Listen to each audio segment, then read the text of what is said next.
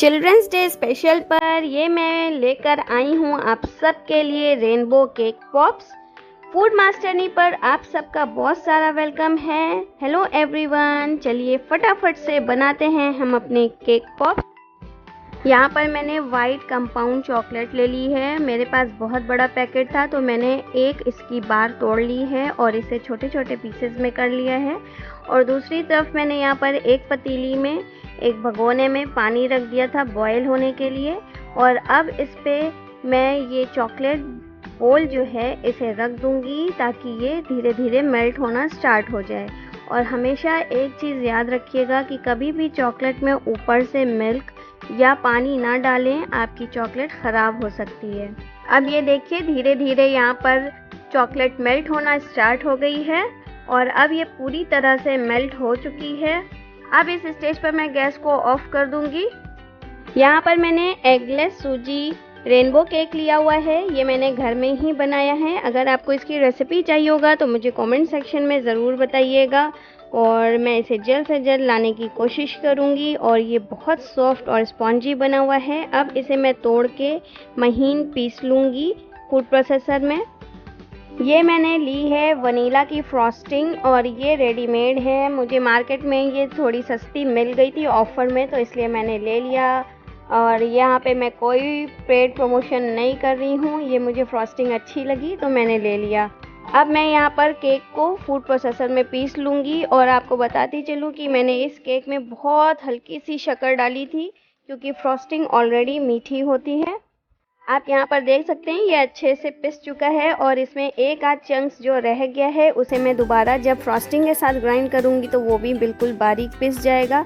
अब मैं यहाँ पर थोड़ी थोड़ी फ्रॉस्टिंग डालूँगी और इसे पीसती चलूँगी ताकि ये बिल्कुल लड्डू जैसे बनाना है हमें, तो ये अच्छे से लड्डू बन जाए, टूटे नहीं। अब ये देखिए यहाँ पर अच्छी बारीक पिस चुकी है और मैं इस तरह से लड्डू बना रही हूँ। और अगर आपको ये लगे कि बहुत ज़्यादा गीला हो गया है तो आप परेशान नहीं होइए, सूजी बाद में इसे सोक कर लेती है और ये ड्राई भी कर देती है, इसलिए इतनी कंसिस्टेंसी सही है। और मीठा आप अपने टेस्ट के अकॉर्डिंग करिएगा कि बहुत ज़्यादा मीठा भी ना हो, क्योंकि फ्रॉस्टिंग में अगर आपने ज़्यादा शक्कर डाली है तो ये मीठा हो सकता है। तो केक में कम ही मीठा डालें हमेशा। अब इसमें मैं थोड़ा सा बटर लगा के इसके लड्डू बनाऊंगी। यहाँ पर मैं आप देख सकते हैं ये रिबन लेकर क्या कर रही हूँ, ये मैं बो बना रही हूँ। मैं बहुत सारे बो बनाऊंगी अपने केक पॉप्स को डेकोरेट करने के लिए। ये देखिए मैंने यहाँ पर बहुत सारे बो बना के रेडी कर लिए हैं अलग अलग कलर्स के। यहाँ पर मैंने केक पॉप्स को डेकोरेट करने के लिए कई सारी चीज़ें ली हैं, जैसे ये पेपर स्ट्रॉ लिया है, मल्टी कलर का है। और मैंने बीड्स पर्ल्स लिए हैं, होममेड पर्ल्स हैं, ये मैंने घर में ही बनाए हैं। अगर आपको मेरी पर्ल्स की रेसिपी चाहिए होगी तो आप मुझे कमेंट सेक्शन में ज़रूर बताइएगा। ये देखिए यहाँ पे मैंने एडिबल ग्लिटर्स लिए हैं, ये भी मैंने घर में ही बनाया है। तो आपको बीड्स की, पर्ल्स की और ग्लिटर्स की केक की रेसिपी चाहिए तो मुझे कमेंट सेक्शन में ज़रूर बताइएगा। चलिए अब फटाफट से हम लड्डू बना लेते हैं। अब ये देखिए लड्डू मैं बना तो रही हूँ लेकिन इसमें क्रैक्स नहीं आने चाहिए, अगर क्रैक्स आएंगे तो ये फटने लगेगा। अब यहाँ एक बॉल में मैंने चॉकलेट ले लिया है और स्ट्रॉ लेकर चॉकलेट के अंदर उसे डिप कर दिया है। अब इस तरह से जैसे मैं लगा रही हूँ आपको एग्जैक्टली इसी तरह से इसे लगाना है ताकि स्ट्रॉ इस लड्डू इस केक पॉप्स के अंदर अच्छे से सेट हो जाए। ये देखिए यहाँ पर हो गए ना सारे केक पॉप्स हमारे रेडी। अब चलिए फटाफट से आगे की प्रोसेस करते हैं। अब मैंने यहाँ पे चॉकलेट को कलरफुल बनाने के लिए अलग अलग कलर्स लिए हैं, लेकिन आपको एक बात बता दूँ चॉकलेट के लिए अलग कलर्स आते हैं। फूड कलर्स जो होते हैं वो इनके ऑयल बेस्ड होते हैं, तो आप हमेशा चॉकलेट के लिए ऑयल बेस्ड कलर्स ही लें। अगर आप कोई और कलर डालेंगे तो वो आपकी चॉकलेट को ख़राब कर देगा। चॉकलेट को यहाँ पर मिक्स करने के बाद मैंने थोड़ी देर रख दिया था और जब मैंने दोबारा से चेक किया तो वो बहुत ज़्यादा थिक हो गई थी, तो फिर मुझे वापस से उसे मेल्ट करना पड़ा। और अब मैं देखिए किस तरह से अपने केक पॉप्स को चॉकलेट से कवर कर रही हूँ। एग्जैक्टली आपको भी इसी तरह करना है।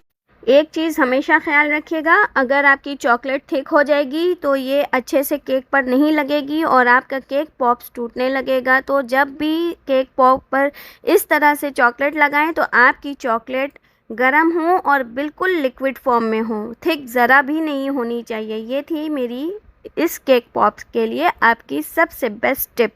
अब मैं एक केक पॉप्स पे फटाफट से ग्लिटर डाल रही हूँ और इसे पर्ल्स से डेकोरेट कर लूँगी। और आपको जिस चीज़ से भी इस केक पॉप्स को डेकोरेट करना है आप अपनी चॉइस के अकॉर्डिंग डेकोरेट कर सकते हैं। मैंने यहाँ पर्ल्स का यूज़ किया है, आप चाहें तो इसमें एडिबल स्प्रिंकल्स भी डाल सकते हैं।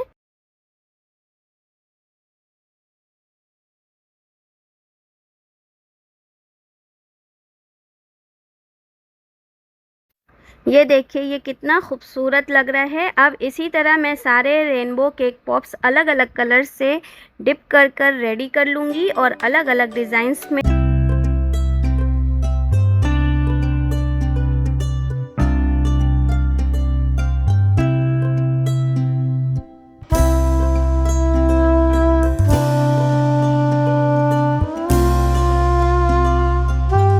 इसमें होल कर दिया और इसमें स्टैंड में फंसाती चली जा रही हूँ कि ये इसकी चॉकलेट अच्छे से ड्राई हो जाए।